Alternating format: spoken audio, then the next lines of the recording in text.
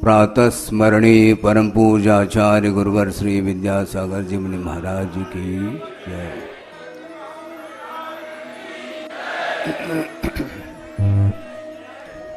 आप लोगों ने आस्था के साथ, मनोयोग के साथ, भक्ति भाव के साथ मंचासीन श्रमण संघ है, उनमें जिन जिन महाराजों ने अपने हृदय के उद्गार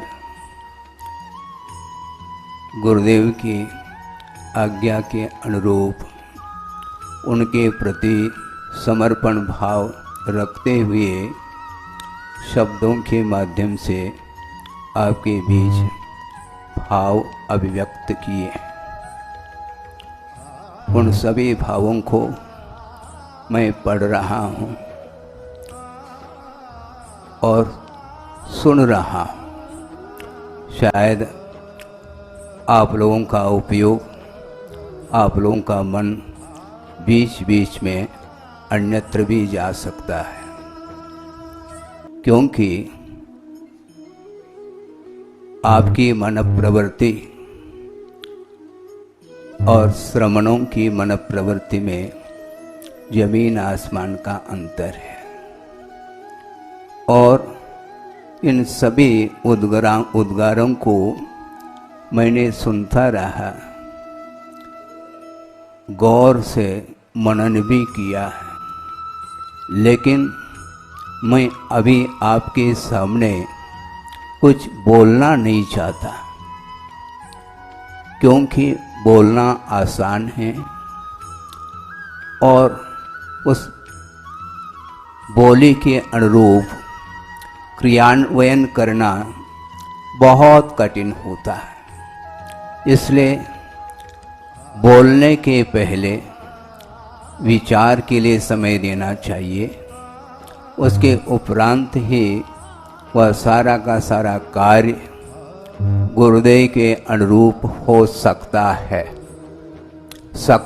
इसलिए मैं कह रहा हूँ, क्योंकि आपने तो भक्तिवशात बहुत सारे विशेषण जोड़ते हुए, चाहे आप लोग हो, चाहे ऊपर बैठे हुए श्रमण लोग हो, वो सारे सारे भक्ति भाव प्रदर्शित किए हैं, किंतु भक्ति और सिद्धांत में थोड़ा सा अंतर है, बल्कि थोड़ा नहीं बहुत अंतर है।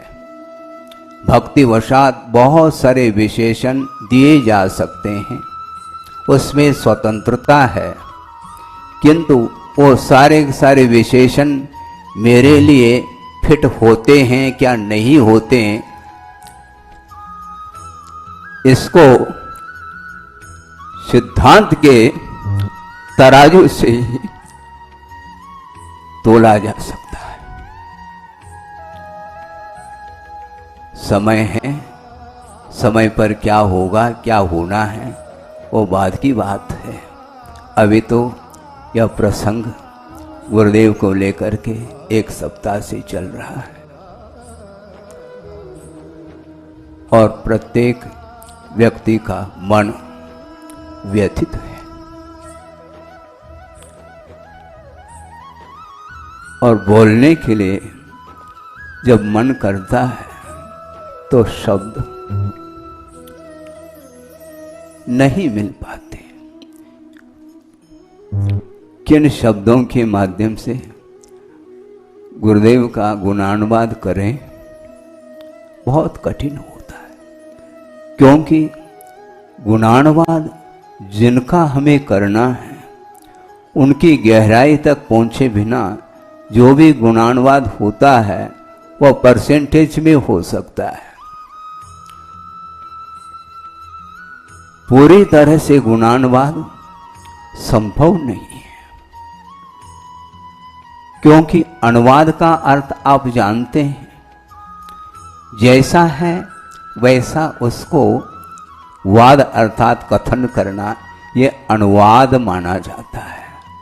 तो जिस प्रकार उन्होंने, गुरुदेव ने आचार्य ज्ञान सागर जी महाराज से दीक्षित होकर के उनके अज्ञानवर्ती होते हुए जो भी आत्मसात करते हुए उनके वचनों को जो साकार रूप दिया है जीवन के लिए, और एकाकी हो करके साधना करते हुए विश्व को पथ प्रशस्त करना और किसी व्यक्ति का यह कार्य नहीं है। बोलने के लिए शब्द बहुत सारे हो सकते हैं, विभिन्न भाषाओं में भी उन भावों को व्यक्त किया जा सकता है, साहित्यिक शब्दों में भी किया जा सकता है, काव्य शैली से भी किया जा सकता है। अनेक प्रकार के साधन हो सकते हैं गुरुदेव के गीत गाने के लिए, किंतु शब्दों के माध्यम से गीत गाना और उसको आत्मसात करते हुए जीवन में उसको अमल में लाना बहुत कठिन है। इसलिए गुरुदेव का बार बार कहना है कि शब्द भावों तक पहुंचने के लिए मात्र एक माध्यम है। शब्दों में हमें उलझना नहीं, बल्कि पूरा संसार ही शब्द से प्रभावित है, किंतु भावों से प्रभावित नहीं। भावों तक पहुंचना खेल नहीं है, क्योंकि भावों तक वही व्यक्ति पहुंच सकता है जो अपने जीवन में उन शब्दों को आत्मसात करते हुए, आज्ञा का पालन करते हुए, चाहे वह प्रत्यक्ष हो चाहे परोक्ष हो, तो उस व्यक्ति का जीवन ही विकसित हो सकता है और आत्मा की उन्नति भी हो सकती है और आत्म शांति भी प्राप्त हो सकती है। एजुकेशन की अपेक्षा से मैं आपके सामने विषय रख रहा हूं, क्योंकि लौकिक एजुकेशन कितना है मेरा? केवल 10वीं पास। नंबर कितने लिए होंगे? पासिंग मार्क उतने मिले अपन को। और ठीक है, बहुत सारे छात्र इससे भी अधिक अंक पा करके राष्ट्रपति पुरस्कृत भी हुए होंगे, किंतु उतना ज्ञान का विकास मेरे अंदर नहीं हुआ लौकिक क्षेत्र की अपेक्षा से। किंतु आप आगम को खोल करके उसको पढ़ने का प्रयास करेंगे। ऐसे भी जीव इस संसार में हुए हैं जिनके पास द्रव्य श्रुत नगण्य हैं। ऐसे कौन से महाराज होंगे? महाराज एक आध कोई एग्जाम्पल? हाँ, शिवभूति मुनि है, जिसका उल्लेख शायद कुंद कुंद स्वामी ने अष्टपौड में किया, जिनके लिए नमोकार मंत्र का भी ज्ञान नहीं है, किंतु पंच परमेष्टि की प्रति आस्था के जो भाव हैं वह कूट कूट करके भरे हुए हैं उनके अंदर। इसलिए एक सामान्य कोई भी प्रसंग देखने को मिलता है, वह भी उनके लिए सूत्र का काम कर जाता है। कई लोग कहते हैं महाराज कोई सूत्र दे दो। हम कहते हैं मैं क्या सूत्र दे दूं, पूरा तत्पर सूत्र है, कोई भी सूत्र का प्रयोग कर लो।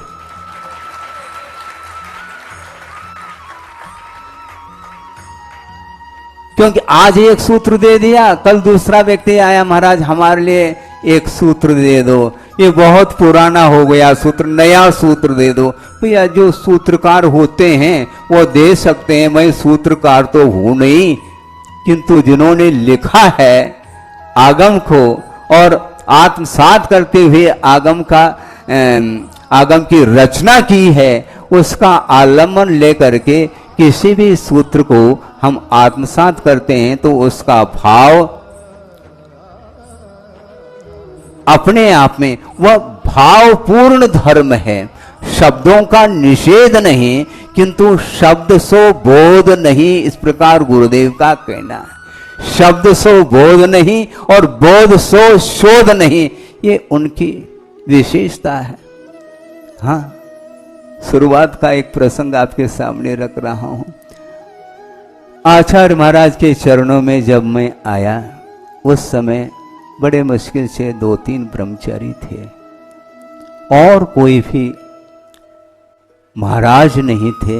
आचार्य महाराज थे और एक छुल्लक जी थे और 2-3 महाराज थे। और उस समय ब्रह्मचर्य अवस्था में मैं रहा उनके चरणों में, क्योंकि उन्होंने स्थान दिया इसलिए रहा। हाँ, बहुत बड़ी बात हो गई। जब तक ये देखिए आप, आचार्य महाराज की निरीहता यहां पर देखने को मिलती है। आचार्य महाराज के दर्शन के लिए आए, सन 75 की बात है। आचार्य श्री के दर्शन करके, बहुत छोटा था उम्र की अपेक्षा से, और सभा में मैं भी एक कोने में बैठा था और सभा के लिए संबोधन दे रहे हैं, व्यक्ति विशेष के लिए नहीं। जब तक बिना ड्रेस चेंज किए उनके प्रतिदिन दर्शन के लिए जाता था और प्रवचन अधिक सुनने के लिए बैठ जाता था, किंतु कभी भी उनकी दृष्टि मेरी ओर नहीं हुई। दर्शन करने के लिए गया, सामान्य है, सामान्य है। जैसे अभी सभा बैठी है और आप सुन रहे हैं, किसी व्यक्ति विशेष को फोकस करके कोई चर्चा थोड़ी की जा रही है, सामान्य रूप से देशना प्रवचन दिया जा रहा है, उसी प्रकार वो दे रहे हैं। एक दिन भी उन्होंने मेरे साथ कोई वार्ता नहीं की, किंतु जिस समय यह अवसर आया आजीवन व्रत, ब्रह्मचर्य व्रत लेने का, और उस समय ड्रेस परिवर्तित हो गया, तो जो सीनियर ब्रह्मचर्य लोग थे उनके लाइन में बैठ गया। तो उस दिन से मंगलाचरण प्रारंभ हुआ। हाँ। क्यों ऐसा? ऐसा ही है, जब तक फॉर्म नहीं भरेंगे तब तक एंट्री नहीं है स्कूल में, ये ध्यान रखो। उसी प्रकार की स्थिति थी और मंगलाचरण प्रारंभ करके, और अभी भी ध्यान है मुझे महावीर जी में कि पंचायत इकाई को लेकर के उसका मंगलाचरण उन्होंने कराया है। पंचायत इकाई का स्वाध्याय कराने की दृष्टि से नहीं, किंतु मंगलाचरण के अपेक्षा से उसको रखा और उच्चारण कराया। लगभग मुझे अभी तक स्मरण में 8-10 बार उच्चारण किया होगा। ठीक से उच्चारण करो, तो हमें ये मालूम ही नहीं कि ठीक क्या और सही क्या। जैसा मुख से उच्चारित होता गया उनको मालूम हो गया, अब ये धीरे धीरे इनको आएगा। अर्थ ये है कि उस समय एजुकेशन 10वीं पास था और वो भी मातृभाषा कन्नड़ है और एजुकेशन मराठी मीडियम से हुआ था, वो सब जानते थे। इसके उपरांत भी उन्होंने संघ में प्रवेश दिया है, इसमें कोई तथ्य होगा। वो ये है कि लौकिक शिक्षण अलग वस्तु है, किंतु भीतर के जो भाव है उसको वो पढ़ा करते थे।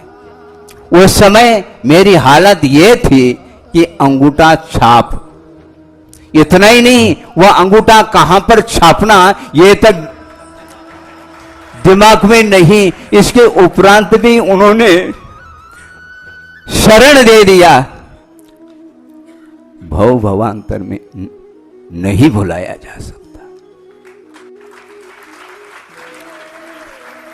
रही बात अभी सल्लेखना समाधि को लेकर के विषय आपके सामने प्रस्तुत किए। शरीर के प्रति उनकी जो निरीहता थी, आप गौर करेंगे, ध्यान देंगे, शरीर के प्रति निरीहता जो थी वो आज से नहीं, शुरू से उनकी निरीहता रही है। एक प्रसंग आपके सामने रहा हूं, 91 की बात है, मुक्तागिरी की।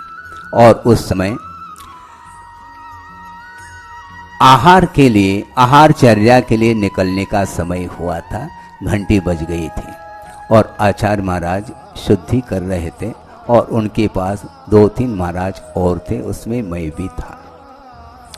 उन्होंने सहज रूप से कहा कि देखो, यह पंचम कलिकाल है। कहां तो चतुर्थ काल में साधक श्रवण घनघोर जंगल में, वन में जाकर के एकाकी तप करते थे और महीनों महीनों तक अनशन तप करते हुए अपने जीवन को व्यतीत करते थे।